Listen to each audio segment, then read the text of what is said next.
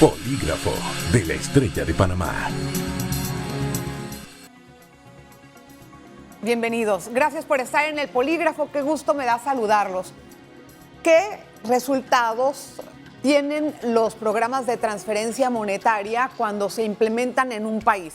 Panamá, en la época de pandemia, recordarán ustedes, hizo el vale digital y después lo fue eliminando poco a poco hasta que quedó para un grupo reducido de personas que supuestamente tenían que cumplir con ciertos requisitos para recibir ese pago mensual.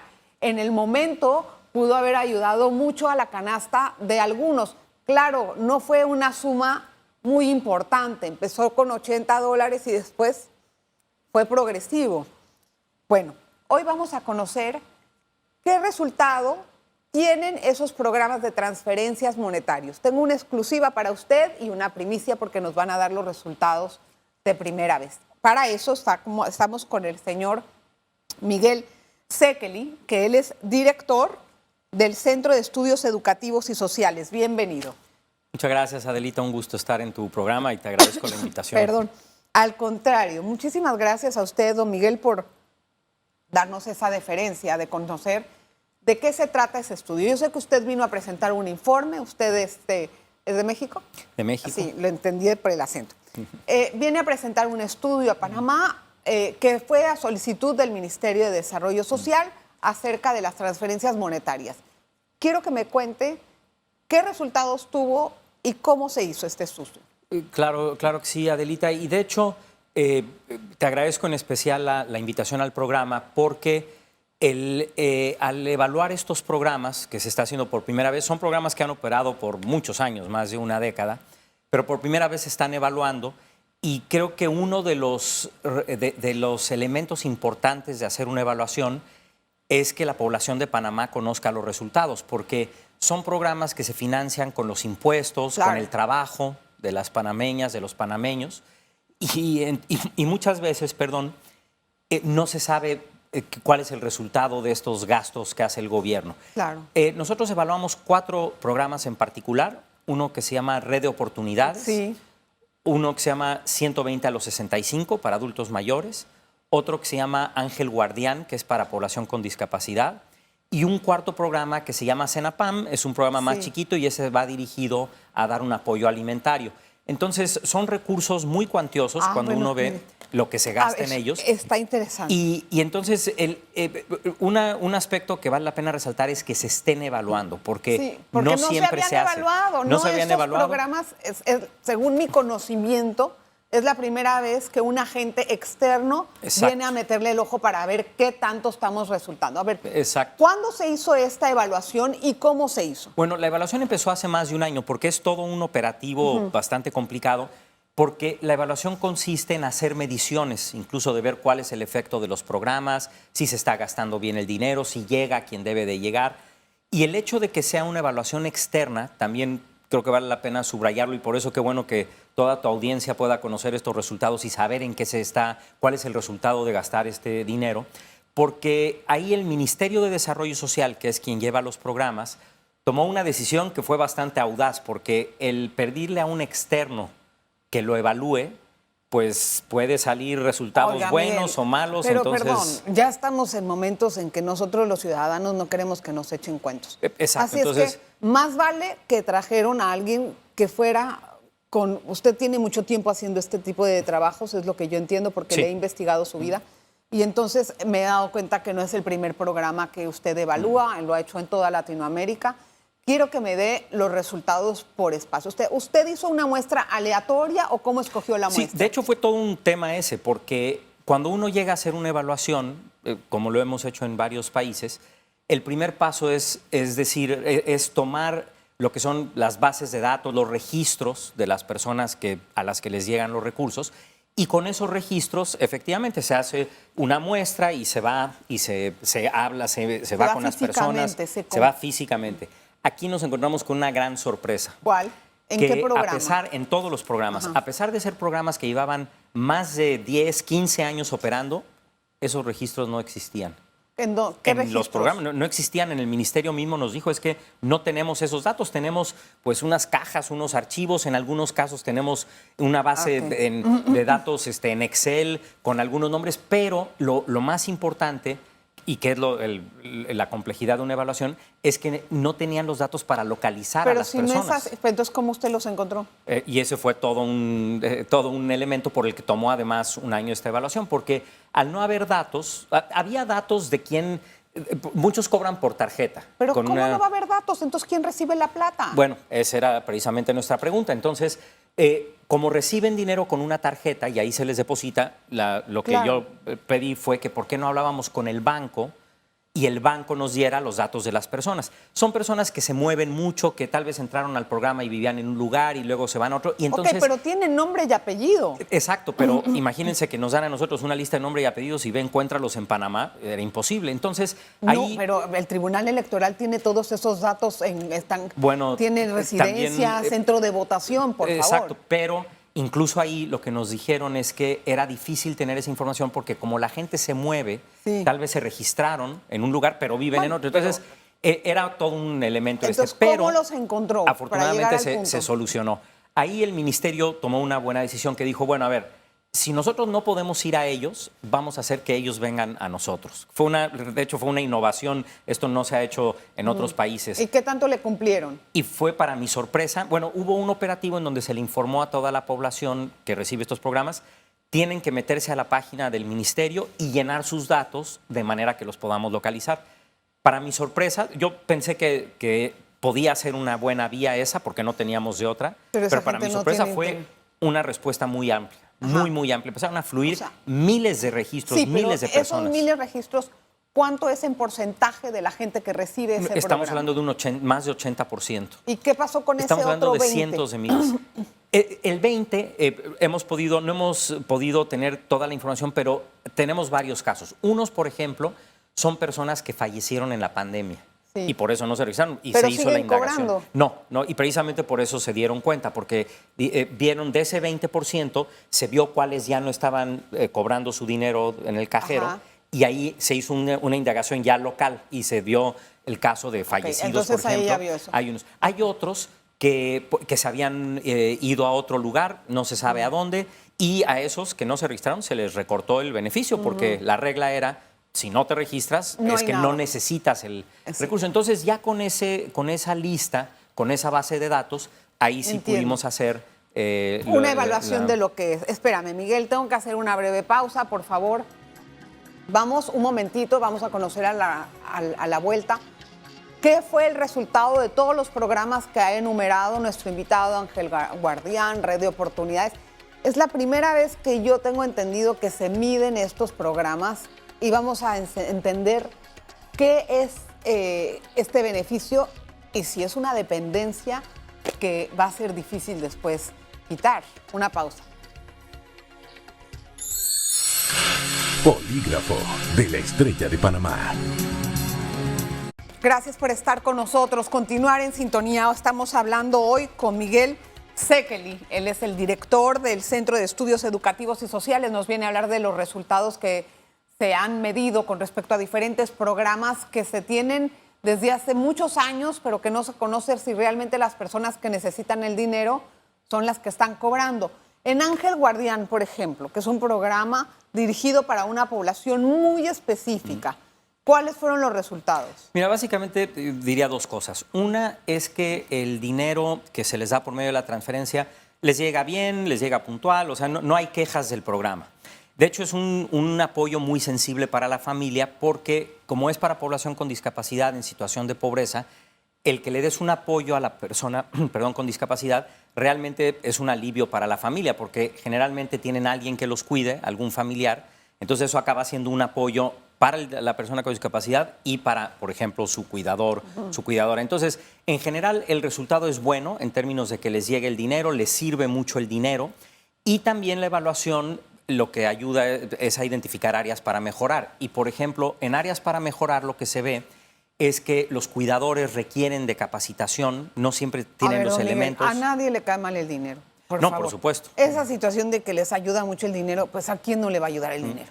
O sea, quiero que me expliquen realmente en qué ha cambiado la calidad de vida de la persona discapacitada con la persona que recibe el dinero. Porque si el que recibe el dinero lo va a usar para, no sé, otro tipo de actividades que no sea el propósito, pues no le veo. Claro, aquí lo que se logró medir son 3 beneficios, básicamente. Uno es mejora la alimentación de la persona con discapacidad, porque el recurso en general sí se gasta en estas personas. O sea, no es que lo tome el cuidador y lo gaste por su lado, sí se gasta en ellos, se gasta en alimentos y número 2, se gasta también en medicinas y en elementos de apoyo. ¿Cómo pueden comprobar eso? Porque al hacer la investigación y al acudir a estas personas directamente, se pueden medir, por ejemplo, se ve el patrón de alimentación que tienen estas personas y se compara con personas que están también en situación de pobreza y se puede ver la diferencia entre los dos, las dos y situaciones. asumen que esa mejora viene a raíz de esta ayuda económica. Y esa ayuda, y ellos mismos la asocian a esta ayuda económica. También el gasto en medicamentos. Y luego hay un tercer elemento que no es un recurso en efectivo, que son las terapias. Porque estos programas, los 4 programas que evaluamos tienen una corresponsabilidad. Y aquí la corresponsabilidad es ir a las terapias, las cuales también tienen un efecto positivo, pero en términos de áreas de mejora, piden, por ejemplo, que se refuercen estas terapias, piden capacitación para las personas que los ayudan, o sea, y los aspectos a mejorar en este programa son terapias, ¿qué otras cosas? Capacitación al que cuida la persona que se encontraron casos con maltrato. No con maltrato, pero sí con ellos mismos reconocen que quisieran tener más herramientas para dar una mejor atención. Es difícil manejar eso. Es muy difícil y si no tienes la información, puedes con muy buena voluntad tratar de ayudar y no tener el ¿Qué hay de resultados en el de 120 a los 65? Este es un programa muy sensible porque son básicamente personas que no pudieron tener un empleo formal, o sea, nunca no acumularon una pensión, nunca ahorraron una pensión. Entonces son personas que han trabajado 50, 60 años de su vida y terminan su vida productiva y no tienen nada. Entonces, también como dices, nadie va a quejarse de que le den un apoyo, pero en este caso la ventaja es que realmente es eso o nada. O sea, pero eso o nada, bueno, no sé, tal vez tendrán alguna otra entrada de algo, no es que... Pues lo que encontramos es que más bien muchos de ellos son personas muy solas que pues malvivían de lo que pudieran tener de ayudas y esto les da por lo menos una seguridad de que van a tener un mínimo de alimentación. También hay áreas de mejora en este programa. Pero en esto, ¿cómo estamos seguros que realmente lo gastan en eso y no en lotería, no en licor, no en lo que pasa chinilla? Es que hay instrumentos de medición que son las metodologías de evaluación. Es como, por ejemplo, el símil que creo que puede ejemplificarlo bien es cuando un niño o una niña menor de edad tú le quieres preguntar una situación, por ejemplo, de estrés en su casa o de maltrato en su casa, no le preguntas directamente, oye, te maltratan en tu casa. Le preguntas una serie de cosas que te permiten a ti identificar indicios. Igual con los adultos mayores, porque hay, por ejemplo, había una idea que, de hecho, nosotros no hemos podido ver eso en Panamá, se ve tal vez en otros países, pero en Panamá no lo vimos, de que al adulto mayor lo tienen nada más ahí para que cobre y luego lo abandonan ahí en un cuarto. Muchas veces sí. No vimos eso, realmente no vimos eso. ¿Qué vieron exactamente? Lo que vimos es más bien lo contrario, que les sirve mucho el beneficio, pero que están solos, o sea, necesitan un acompañamiento adicional. Para la tercera edad. Exactamente. O sea, esa es verdad, en eso estamos flaqueando. Y Miguel, ¿y qué, por último, el red de oportunidades? Bueno, ¿cuáles fueron? Porque en es el la red de oportunidades tiene muchos más aristas, o sea, más aristas mucho más delicadas y conflictivas.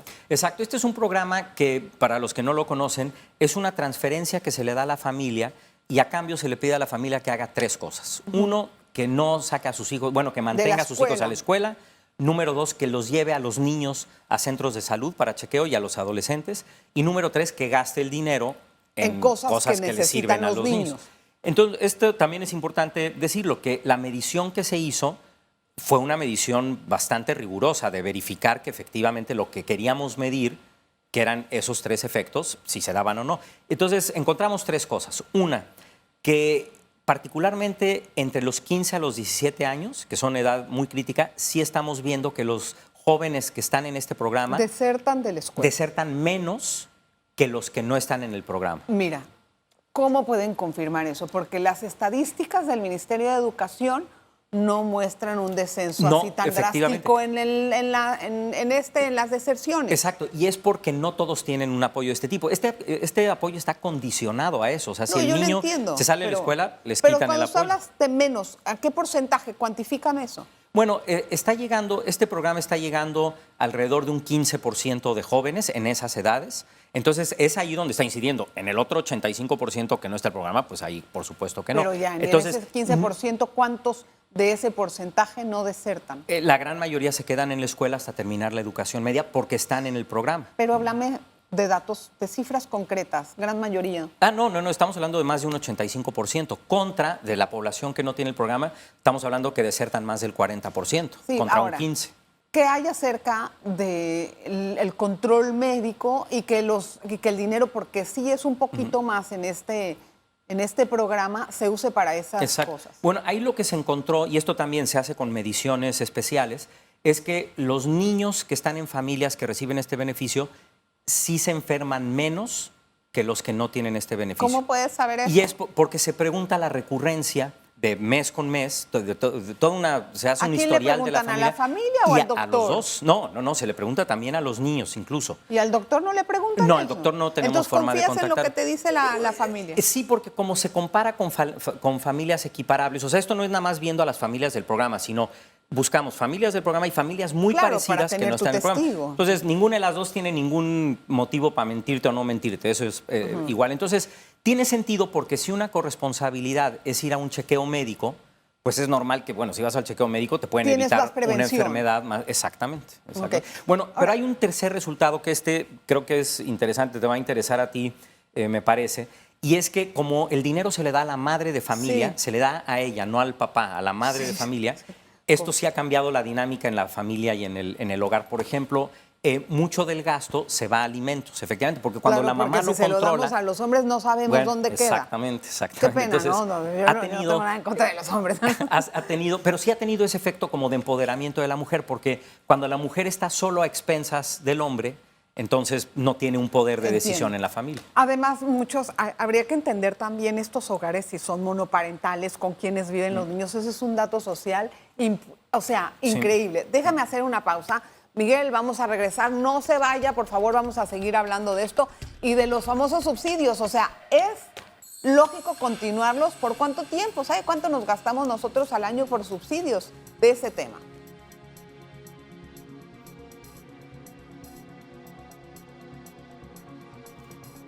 Qué bárbaro. Polígrafo de la Estrella de Panamá. Gracias por estar aquí con nosotros en este programa. Nos están dando los resultados que se hicieron con respecto a los programas de transferencias monetarias. Cualquiera puede decir, le están echando cuento a Adelita. A ver, ¿por qué yo debo de confiar en sus datos? Bueno, creo que aquí la ventaja es que fue una evaluación externa. Yo no No, conocía... pero por ser externa no significa que no vayas a hacerle No. ojitos al Mides porque son los que te están pagando. Bueno, de hecho no es el Mides quien ¿Quién les está financió esta pagando? evaluación, la pagó el Programa de Naciones Unidas para muy el Desarrollo, bien. el PNUD. Qué bueno lo aclararon. Creo que es bueno, qué bueno que lo preguntas, porque nosotros somos una institución que nos dedicamos a un evaluar. instrumento. Y nuestro prestigio es si evaluamos bien, Muy no bien. si sale positivo o negativo el resultado. ¿Cuántos años tienen haciendo este trabajo? Nosotros tenemos más de 10 años haciendo, Ok. más de 12 años Miguel, haciendo estos trabajos. Panamá destina del presupuesto nacional aproximadamente una cifra aproximada, son más de 1.400 millones de dólares a este tipo de subsidios. Y esto era temporal. Tenemos 10 años haciendo lo mismo. O sea, esto no puede seguir así. Tenemos Sí. que tener también usted es economista, tenemos que tener un programa de recorte y si le vamos a dar el subsidio a la persona, era temporal para que mientras tanto le diéramos las herramientas para que no dependieran Exactamente. del Estado. ¿Por qué estamos siguiendo estos subsidios? Bueno, este es el punto, por ejemplo, el tema de la red de oportunidades, que es donde más debate hay precisamente de esto. Es un programa que tiene la lógica de decir, a ver, vamos a darle a la familia este apoyo, pero debe ser una inversión en educación y en salud, bajo la lógica de que cuando los niños y luego adolescentes terminen su ciclo en el programa, tengan una mejor educación y una mejor salud, y entonces salgan a su vida adulta y ya no necesiten este programa. El gran fracaso sería que esto ya se puede ver en algunos países, es que estos programas hacen la inversión y que luego no haya ese efecto, que el mismo joven luego sea también beneficiario, sería terrible. Lo que Panamá ahorita está en un momento en donde el programa empezó en 2006 aproximadamente, entonces los que estaban naciendo en 2006, digamos, ya en una familia, son mayores de edad. Ahorita están justo llegando a los 18 años. Este es el momento en el que se va a verificar si esos jóvenes ya están en otra situación. Sabemos que ya tienen más educación que sus papás, que eso ya es ganancia. Sabemos que ya tienen mejor salud que sus papás, que es ganancia. Pero esto se tiene que conjuntar con que tengan una oportunidad también en el mundo laboral. Ahora, pero ¿cuándo lo vamos a cortar? Eso se debe...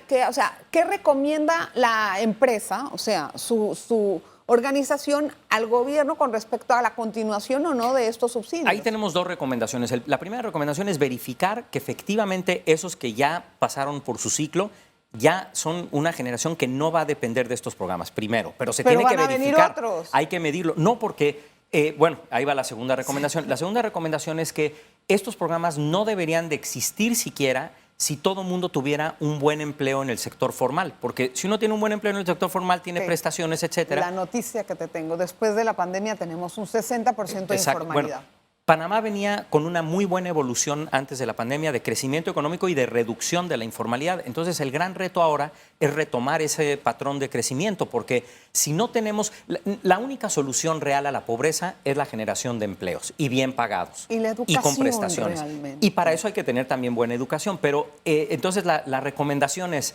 Estos programas ya pasaron su ciclo de crecimiento, llevan, como dices, varios años. Ahora debe ser la prueba de fuego de asegurar que estas generaciones nuevas ya no los van a necesitar. Pero ¿cómo me vas a decir que no habrá personas nuevas que entren en el programa y que los gobiernos de turno, por tener ese populismo y ese padrinazgo como siempre ha existido en el país, vuelvan y den, porque esto se tiende a confundir, ¿tú me entiendes? Tienes toda la razón. Y ahí la importancia de que la ciudadanía también esté informada, porque para entrar a estos programas se tiene que verificar el perfil de la persona, por ejemplo, que esté en situación de pobreza. Entonces, primero, que eso se haga, ¿no? Y, por ejemplo, esta evaluación ya permite ver que eso se está haciendo ahora, entonces eso hay que seguirlo vigilando.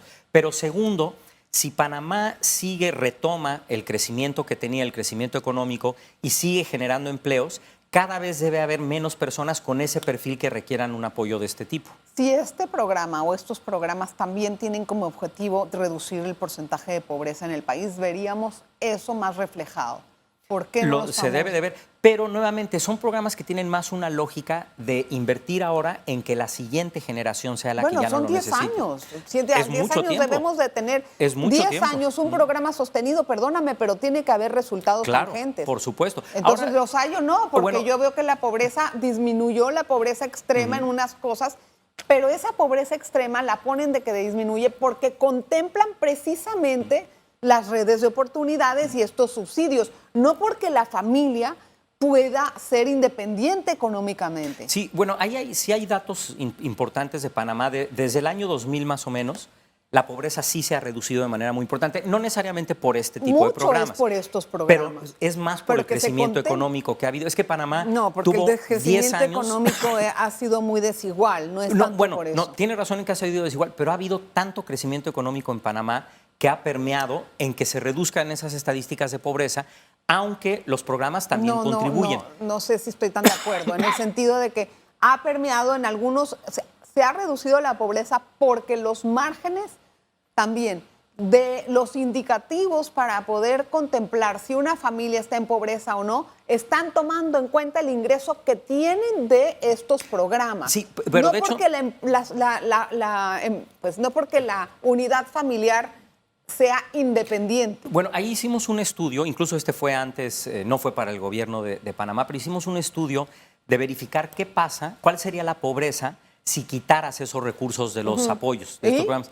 Y lo que encontramos es que incluso si quitas estos recursos, si los tomaras como que no existieran, sí ha bajado la pobreza en Panamá. Es que Panamá, tal vez estando en Panamá es más difícil percibirlo, pero cuando uno está viendo lo que sucede en Latinoamérica, Panamá es un país que ha tenido tasas de crecimiento económico de 6% Claro, en algún porque el país año. entró en una época de expansión de infraestructura y de crecimiento, por eso hicimos el canal, hicimos puentes, exacto, pero el sí metro, tuvo eso un que efecto. todavía sigue. O sea, no digo que, claro que sigue habiendo pobreza, pero nada más a lo que voy es que sí tuvo un efecto. Ahora. Todavía hay un núcleo de la población que requiere de estos programas, pero incluso para esas personas debe ser temporal. Y nuevamente por eso la importancia de que estas nuevas generaciones ya no deben de requerir el Ustedes el no apoyo. midieron el vale digital. No, el vale digital. Ok, no ahí lo yo medimos. pensaba en el principio del programa que sí. Que no sería es. bueno que se evaluara también, Pues como sí, estos sería programas. muy bueno. Otra pregunta, Miguel. ¿Quiénes son las personas que, o sea, ya me dijiste que necesitamos ciertos requisitos y la pregunta es, ¿ustedes recomiendan al gobierno que reduzcan este tipo de ayudas, que las mantengan iguales, que lo incrementen? ¿Cuál es la...? Bueno, es que depende del programa. Por ejemplo, el de Ángel Guardián, que va a personas con discapacidad, realmente es un programa que nadie puede argumentar que se debe de acabar, porque es lo que reciben, el poco apoyo que tienen estas poblaciones. Más bien esos programas habría que reforzarlos. Y ¿Hay habría que incrementar la población? No necesariamente es incrementar la población, es a la población que le llega, que sí es la adecuada, ¿Darle darle más? otros apoyos. No necesariamente dinero. Es lo de las terapias, capacitación etcétera. al Ok. cuidador. ¿Qué hay de red de oportunidades? ¿Están sugiriendo que se mantenga el mismo número, que se amplíe, disminuya? Ahí la recomendación no es de una ampliación, que más bien debería de reducirse ahora que se retome el crecimiento económico que se está retomando, pero sobre todo hay una vertiente nueva que creo que es el potencial positivo que tiene el programa, de que están abriendo una vertiente productiva, es decir, a las familias darles una capacitación para que puedan empezar a generar una actividad económica, y eso sería lo mejor. también debería de ser un elemento para ya no requerir del programa. Pues qué bueno que vino al programa, don Miguel. Al contrario, un Gracias honor, un por honor. estar con nosotros Un y honor. darnos esta primicia. Y muchas felicidades por el programa. Estoy contenta de que hubo buenos resultados, pero hay que también plantearnos cómo disminuirlos, porque no podemos ser un Estado paternalista en todo sentido. Pero además la labor de tu Ya se programa acabó. en informar a la ciudadanía de esto creo que es muy importante. Gracias por lo que me toca. Gracias a usted por estar con nosotros. Nos vemos la próxima. Polígrafo de la Estrella de Panamá.